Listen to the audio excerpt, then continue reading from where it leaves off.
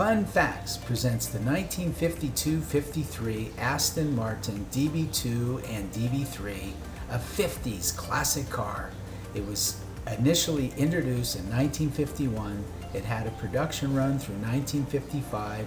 We're showcasing images from 51 through 55. We hope you like our video, so let's get started now. The Aston Martin DB2 is a sports car that was sold by Aston Martin from May 1950 until April 1953. The successor to the 2-liter sports model, it had a comparatively advanced dual overhead cam, 2.6-liter Lagonda straight 6 engine in place of the previous overhead valve engine straight 4. It was available as a closed 2-seater coupe, which Aston Martin called a sports saloon, and later also as a drop-head coupe, which accounted for a quarter of the model's total sales. The closed version had some success in racing. In 1947, David Brown bought the Aston Martin and Lagonda companies and incorporated them as the Aston Martin Lagonda Limited. Lagonda's 2.6-liter dual overhead cam straight 6 engine, more powerful than the pushrod 2-liter straight 4 unit in the Aston Martin 2-liter Sports, was the main objective in Brown's acquisition of the company. W.O. Bentley had supervised the engine design, which was largely by Willie Watson, an engineer with the pre-war Invicta company who had collaborated on Lagonda's pre-war V12 and also designed the short-lived post-war version. In its original form, the Lagonda straight 6 had a 78mm bore and 90mm stroke and produced 105 horsepower with dual SU carburetors. The DB2 utilized it in a shortened version of the tube frame chassis designed by Claude Hill for the Aston Martin 2-liter Sports, with a fastback coupe body designed by Frank Feely. 3 production cars were entered for the 1949 24-hour of Le Mans, one of which became the development car for the production DB2. It had the Lagonda straight 6, while the 4-cylinder Aston Martin 2-liter unit powered the other 2. After 6 laps, the Lagonda powered car, driven by Leslie Johnson, retired with overheating caused by a failure of the water pump. One of the 2-liter cars was in 4th place and running without brakes when it crashed 2 hours short of the finish, fatally injuring driver Pierre Marchal. The other finished 7th. Crewed by Arthur Jones and Nick Haynes, a month later, the larger engine car driven by Leslie Johnson and Charles Brackenbury finished 3rd in the Spa 24-hour race, where one of the 2-liter cars was driven to the 5th by Nick Haynes and Lance Macklin. For 1950, all 3 factory team cars were equipped with the Lagonda engine. At the 1950 Le Mans race, the one driven by George Abescus and Lance Macklin finished 5th, with Brackenbury and Reg Parnell bringing another home 6th, which won Aston Martin 1st and 2nd in the 3-liter class.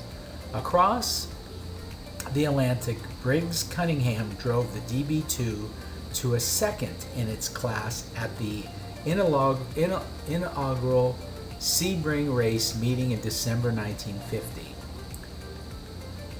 The factory team cars continued racing in Europe throughout 1951, including at Le Mans, where Macklin and Eric Thompson took 3rd overall, and Abescus and Brian Shaw Taylor 5th. David Brown soon embarked on a series of Aston Martins designed specifically for competition use, starting with the DB3. And the DB2 debuted at the New York Auto Show in April of 1950 and continued in production until April 1953, by which time 411 had been made. 411 had been made. The first 49 had chrome-framed front grille in 3 separate parts and large rectangular cooling vents in the front wings. Subsequent cars had a one-piece grille with horizontal chrome slats and no side vents. The single-piece bonnet was hinged at the front.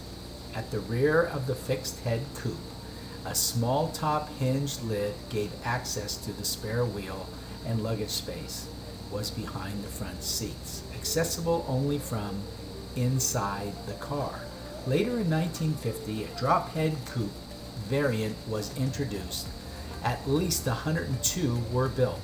In April of 1950, an engine with larger carburetors, inlet camshaft, the same as the exhaust, for increased duration and higher compression ratio pistons, was made available. Aston Martin's first Vantage upgrade option offered 125 horsepower.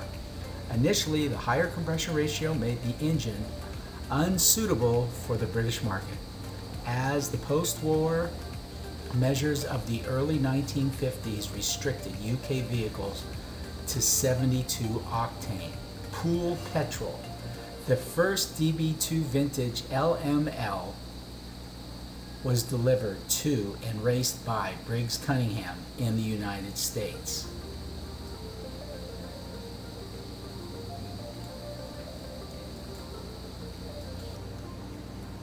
Okay, the Aston Martin DB3 and later the DB3S were sports racing cars built in the 1950s. Although they used some DB2 parts, they were quite different, being designed especially for racing. The DB3 was introduced in 1951 with 133 horsepower with a 2.6 liter Lagonda straight 6 engine from the DB2 Vantage. The car was unsuccessful, so a larger 2.9 liter engine producing 163 horsepower was introduced in June 1952. The car placed second, third, and fourth at the Silverstone, and May 1952, the 2.6 liter that year behind the Jaguar C-Type. The cars were forced out of Le Mans, but did claim the 9-hour race at Goodwood.